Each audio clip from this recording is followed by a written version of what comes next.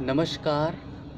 आज हम बात करेंगे कि आयुर्वेदा जो है का कंसेप्ट क्या है और आयुर्वेद किस कंसेप्ट पे जो है प्रॉब्लम्स को ठीक करता है। और अभी तक के अध्ययन से जो मैं समझ पाया हूँ वो मैं आप लोगों को समझाने की कोशिश करता हूँ।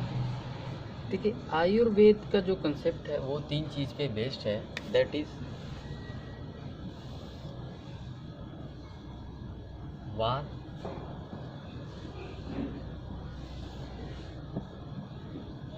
पित्त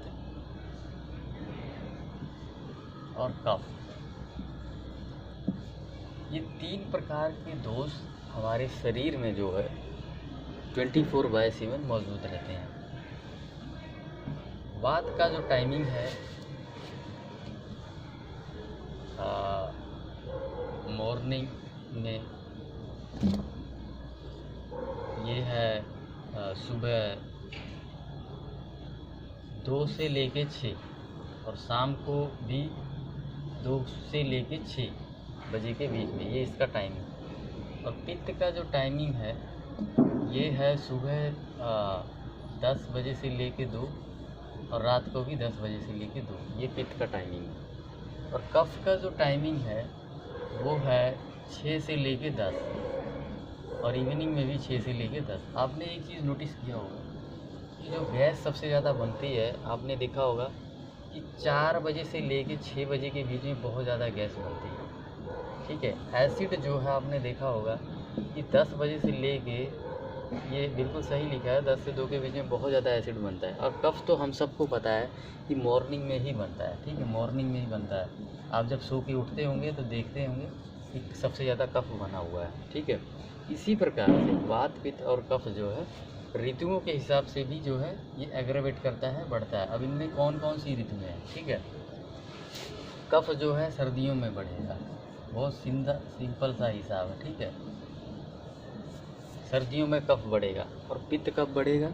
पित्त जब बरसात हो जाएगी ना, बारिश के बाद, यानी कि जुलाई, अगस्त, सितंबर और अक्टूबर, ये पित्त का टाइम है। इस टाइम सबसे ज़्यादा भड़का होता है और ये सबसे ज़्यादा जो है तकलीफ़ इसी टाइम पे ये करता है पित्त। ठीक है।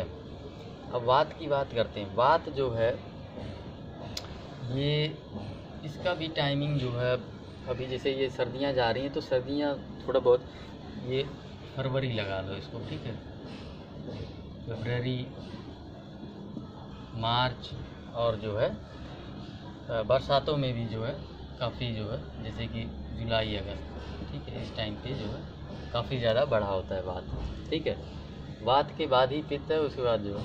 ठीक है, तो ये है, इसके हिसाब से जो है हमारे दोस्त इम्बैलेंस होते रहते। इसके अलावा जो है खान पान की वजह से भी जो है हमारा दोस्त एग्रेवेट करता है। अब ये दोस्त जो है, इसके अलावा मैं आइए आप लोगों को 6 प्रकार के रसों के बारे में भी बता देता हूँ। 6 प्रकार के रस। आयुर्वेद में 6 प्रकार के रस बताए गए हैं। एक है मीठा, ठीक है, और दूसरा है नमकीन, और तीसरा है जैसे नींबू वाला होता है ना, अम्ल। ठीक है, जैसे कि नींबू। ठीक है, मैं यहाँ लिख दे रहा हूँ ताकि आपको समझ आ जाए। और चौथा है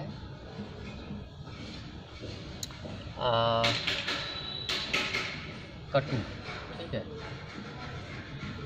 कटु मतलब ये हो गया जी अपना मिर्च। ठीक है, अब आप समझ ही गए होंगे कटु क्या होता है। ठीक है, पांचवा है तिक्त। ठीक है, ये करेला और इसमें करेला आता है और नीम आएगा। ठीक है, इसके बाद जो है 6वां जो रस है वो है कसैला।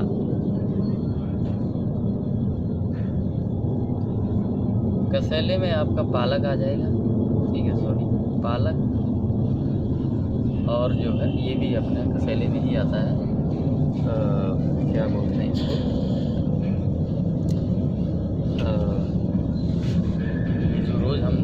पालक, टमाटर, आंवला, ठीक है। तो ये आ गया। ये जो किसी दोस्त को ये एग्रेवेट भी कर सकते हैं और किसी दोस्त को ये कम भी कर सकते, करते हैं इनफैक्ट, ठीक है। कर सकते नहीं, ये करते हैं, ठीक है। तो मान लो आपका वात दोष बढ़ा हुआ है, ठीक है। तो वात में आपको कौन से रस सूट करेंगे, ठीक है, वो यहाँ पे आपको बता दें। सबसे टॉप पे है नींबू, ठीक है, यानी कि अम्ल, ये आपको सूट करेगा, ठीक है। इसके बाद जो है नमक, ठीक है, नमक आपको सूट करेगा वात दोष में, ठीक है।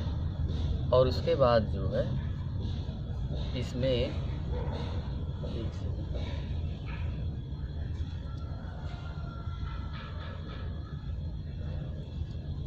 ये कटु जो है ये इसमें करेगा, ठीक है, वात दोष को कम करेगा, मिर्च जो है, ठीक है।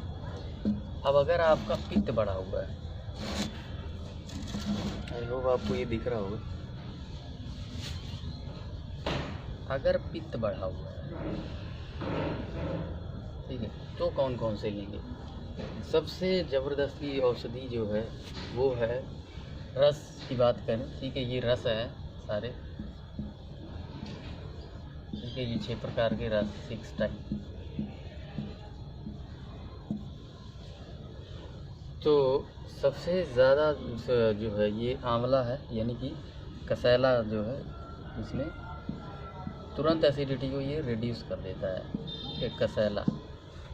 और तो इसमें ये आंवला आएगा, ठीक है, आंवला।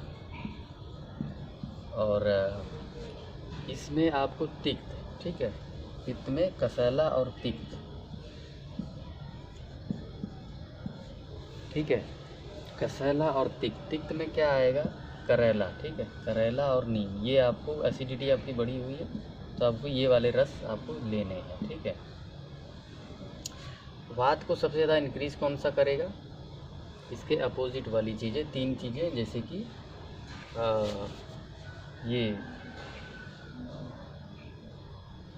ये वाली, ठीक है, कसैला भी इंक्रीज करेगा वात को, और ये जो है तिक्त भी इंक्रीज करेगा, ठीक है।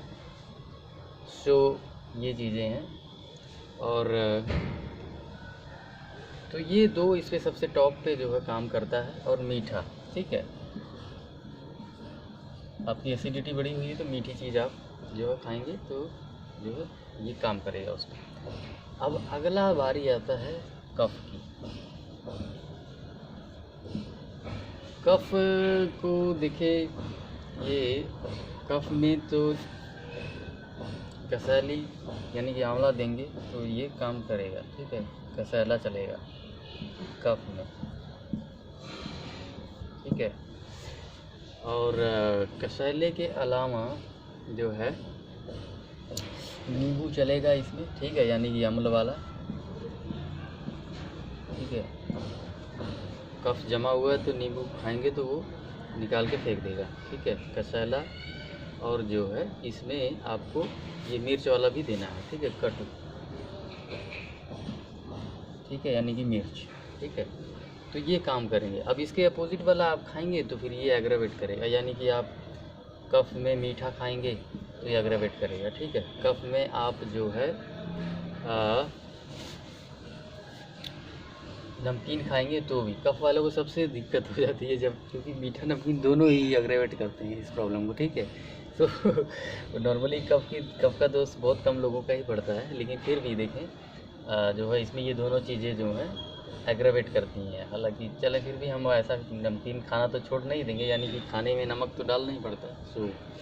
लेकिन मैं आपको बता रहा हूँ कि ये 2 चीज़ें जो है इसको ज़्यादा एग्रावेट करती हैं, ठीक है।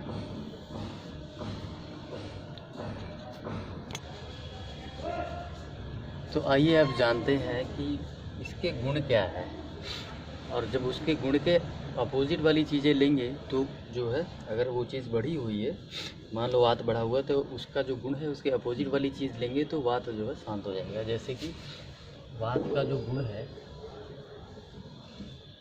वो है चलना, ठीक है, चल है ये, ठीक है। लघु है, ये छोटा है, ठीक है। और वात के जो गुण हैं, और तो इसका जो लघु है, ठीक है, ये चल है, चलता फिरता है, लघु है, रूक्ष है, ठीक है, ड्राई है, नेचर ड्राई है, और ये ठंडा है। अब इसको कम करना है तो इसके अपोजिट वाली चीज़ें डालनी पड़ेंगी, जैसे कि थोड़ा भारी चीज़ें, ठीक है। रूक्ष है तो ड्राई चीज़ें, मतलब कि जैसे कि शुद्ध तेल, ठीक है, तेल खाएंगे, और शुद्ध तेल, ठीक है, जो कि कच्ची खाने वाला होगा, ठीक है, दूसरा तेल नहीं खाना। और घी खाएंगे, देसी गाय का घी, ठीक है, देसी गाय का घी, ठीक है। तो ये जो है कम कर देगा, ठीक है। और गर्म चीज़ें, यानी कि गर्म पानी आपको गर्म पीना है, ठीक है। अगर बात बढ़ा हुआ है तो ठंडा पानी पिएगा तो और ज़्यादा बढ़ाएगा बात को, ठीक है। तो इसके अपोजिट जो है आपको गर्म जो है पीना है, ठीक है। बिल्कुल इसके अपोजिट काम करना है आपको। ठीक उसी प्रकार से अगर पित्त बढ़ा हुआ है आपका, आई होप आपको दिख रहा है, ठीक है। आपकी एसिड बढ़ी, पित्त जो है ना ये गर्मी है, बेसिकली गर्मी है, ठीक है, गर्मी है, और ये स्निग्ध भी है, ठीक है, स्टिकी होता है। आपने देखा होगा कि पित्त है वो स्टिकी होता है, ठीक है। तो और एसिडिक होता है, ठीक है, पित्त जो है एसिडिक है, ठीक है। तो अब ये क्या है कि गर्मी है तो जो है आपको ठंडी चीज़ डालनी है, ठीक है। हिंदी लिखना भूल गए हैं क्या करें स्पेलिंग गलती हो सकती है। खैर स्टिकी है तो उसके अपोजिट चीज़ें डालें, जैसे कि ये अपना डाल सकते हैं, क्योंकि नींबू नहीं लेना, क्योंकि ऑलरेडी एसिडिक है, ठीक है। हालांकि इसकी स्टिकीनेस को नींबू ही ख़त्म करता है, लेकिन समस्या ये है कि नींबू एसिडिक है, ठीक है, वो दिक्कत करता है जाके, ठीक है, खा पी के बता रहा हूँ मैं। क्योंकि इसका नेचर जो है पित्त की एसिडिक भी है, ठीक है। कफ में तो नींबू काम करेगा पूरा, लेकिन पित्त में नहीं करेगा, वो दिक्कत करेगा। स्टिकी है, स्टिकीनेस को ख़त्म करने के हमारे पास जो है वो आंवला है, ठीक है। आंवला एसिडिक नहीं है, ये मैं आपको बता दूँ, ठीक है। तो ये इस पर जो है आंवला काम करेगा, ठीक है, स्टिकीनेस को ख़त्म करने। एसिडिक है तो ठीक है। तो फिर ये जो है करेला, ठीक है, करेला और नीम, ठीक है, ये दोनों इस पर काम करेगा, ठीक है। ये ज़बरदस्त दवाई है, मैंने आपको बता दिया, आंवला, करेला, नीम, ठीक है। इससे ऊपर एसिडिटी की दवाई नहीं है। आप ये लेंगे तो झटाक से जो है एसिडिटी डाउन कर देगा। मॉर्निंग में है तो आप सुबह सुबह ले लेंगे पालक टमाटर, करेले, पालक टमाटर और उसका जूस, तो फिर ये जो है तुरंत रिड्यूस कर देगा, ठीक है। तो ये गर्म है तो ठंडा आपको जो है, अगर आपकी एसिडिटी बहुत बड़ी हुई है तो गर्मा गर्म चीज़ें मत पिए, चाय वगैरह जैसे लोग पीते, चाय तो वैसे भी मैं मना कर रहा हूँ, ठीक है। अब बात करते हैं कफ। कफ इन नेचर देखिए स्टिकी ही है, ठीक है। तो आप अब कफ में आंवला भी ले सकते हैं, ठीक है, और नींबू भी ले सकते हैं, क्योंकि कफ एसिडिक नहीं है। कफ बना हुआ है ना छाती में या कहीं भी, वो एसिडिक नहीं है, तो यहाँ पे आंवला और नींबू दोनों चलेगा। लेकिन पित्त बढ़ा हुआ है, एसिडिटी बढ़ी हुई, तो आपको जो है आप नींबू नहीं ले सकते, क्योंकि ऑलरेडी वो इन नेचर एसिडिक है, ठीक है। तो ये नींबू आप इसमें जो है ले सकते हैं, ठीक है। इसमें नीम भी ले सकते हैं, मतलब करेला नीम, ये जो है इसके करेला और जो है, और तो ये चीज़ें हैं, ठीक है। और इसमें एग्रावेट क्या करेगा वो मैंने आपको बता दिया है कि मीठी चीज़ लेंगे और नमकीन चीज़ लेंगे तो जो है ये एग्रावेट करेगा, ठीक है। कफ में मिर्च, जो काली मिर्च भी ले सकते हैं, ठीक है, मतलब मिर्च वाली चीज़ें खा सकते हैं कफ में, ठीक है, लेकिन पित्त में नहीं खा सकते, क्योंकि मिर्च गर्म होती है, ठीक है। और इन नेचर ये ऑलरेडी एसिडिक है, गर्म है, ठीक है, गर्म है, ये देखिए। तो काली मिर्च भी ले सकते हैं। और इसके कफ के क्या गुण है, ये कोल्ड होता है, ठीक है। स्टिकी तो ये भी है, स्टिकी पित्त भी है, ठीक है, स्टिकी कफ भी है, ठीक है। लेकिन इन नेचर ये एसिडिक है, गर्म है, इसके बिल्कुल अपोजिट है। ये वाला स्टिकीनेस जो है ये स्टिकीनेस गर्म है, स्टिकी जो है, और ये स्टिकी जो इसमें है ये है ठंडा है, ठीक है।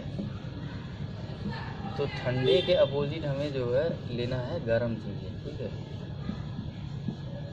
सॉरी गर्म, ठीक है, गर्म चीज़ें लेनी है, ठीक है। तो जैसे कि धूप लेना है इसमें, ठीक है, धूप लेंगे तो बॉडी में गर्मी आएगी तो वो पिघल पिघल के निकलेगा, ठीक है। तो इस तरह से ये सारी चीज़ें, ठीक है। स्टिकनेस को ख़त्म करने के लिए हमने ये डाल दिया, ये हमने रिकमेंड कर दिया, ठीक है। एक चीज़ और, पित्त को जो है देसी गाय का घी भी ख़त्म करता है, ठीक है। ये पित्त है, ठीक है, इसको जो है देसी गाय का घी, ठीक है, ये सबसे टॉप ये भी दवाई है, ठीक है। आंवला के बाद देसी गाय का घी पित्त को कम करता है, ठीक है, ठीक है। ये जो है पित्त को रिड्यूस करेगा देसी गाय का घी, ठीक है। तो ये सारी चीज़ें देखिए, अब मैं आपको जाते जाते एक बात बता देता हूँ। आयुर्वेद जो है इन्हीं 3 दोषों पे बेस्ड है, ठीक है। 3 प्रकार के दोष जब एग्रावेट होते हैं तो 7 प्रकार की हमारे अंदर जो धातुएं हैं, ठीक है, उनमें जो है वो ख़राब होती है, ठीक है, गंदगी फैलती है। और इन्हीं दोषों को सम करके, ठीक है, कोई ऊपर चला गया है तो सम करके जो है सभी रोगों को ख़त्म किया जाता है। और यही कंसेप्ट मेरा भी था शुरू से, आप देख रहे होंगे तो मैं हर बार बोलता हूँ कि जी गैस, एसिडिटी और कॉन्स्टिपेशन ही सभी बीमारियों की जड़ है। ठीक उसी प्रकार से आयुर्वेद कहता है कि वात, पित्त और कफ, ठीक है, यानी कि 2 चीज़ें तो इसमें आ ही गई, गैस, एसिडिटी, ठीक है, और कफ यानी कि जो कफ हमारे बॉडी में जमा हो जाता है, कहीं भी बॉडी में स्टिकी वाले पदार्थ, क्योंकि नेचर कोल्ड है, ठीक है, उस तरह की चीज़ें जब बॉडी में जमती है तो जो है डिजीज़ होती है, उसको आप जो है सम कर दो, निकाल दो और जो है शरीर ठीक हो जाता है। बिल्कुल सही है, क्योंकि मैंने भी देखे जैसे कि गैस, एसिडिटी और कॉन्स्टिपेशन और उसके बाद थायराइड एंड कोलेस्ट्रॉल, वहाँ तक का सफ़र तय किया। अब ठीक कैसे किया? क्या मैंने थायराइड और कोलेस्ट्रॉल ठीक किया? जी नहीं, मैंने थायराइड और कोलेस्ट्रॉल ठीक नहीं किया। रादर जो है मैंने तो सिर्फ अपनी गैस और एसिडिटी और कॉन्स्टिपेशन को ठीक किया, और उसी से उसके बाद वो सारे अपने आप ही निकल के छोड़ के भाग गए, ठीक है। Like thyroid and all that, जो कि डॉक्टर्स बोलते थे कि इसको ये ठीक नहीं होता है, ठीक है। तो दैट वाज कम्प्लीटली रॉन्ग। मेरा एक दोस्त है, हमारे एक मित्र हैं, उनका जो है TSH लेवल 400 तक आता था, और वो आज पूरी तरह से उन्होंने ठीक कर लिया, प्रकृति से जुड़ गए और नेचुरल खाना खा के, ठीक है। सो ये सारी चीज़ें हैं जी। तो उम्मीद करता हूँ आज की वीडियो से मैं आपको कुछ सिखा पाया हूँ। सो इस वीडियो को यहीं समाप्त करते हैं। धन्यवाद।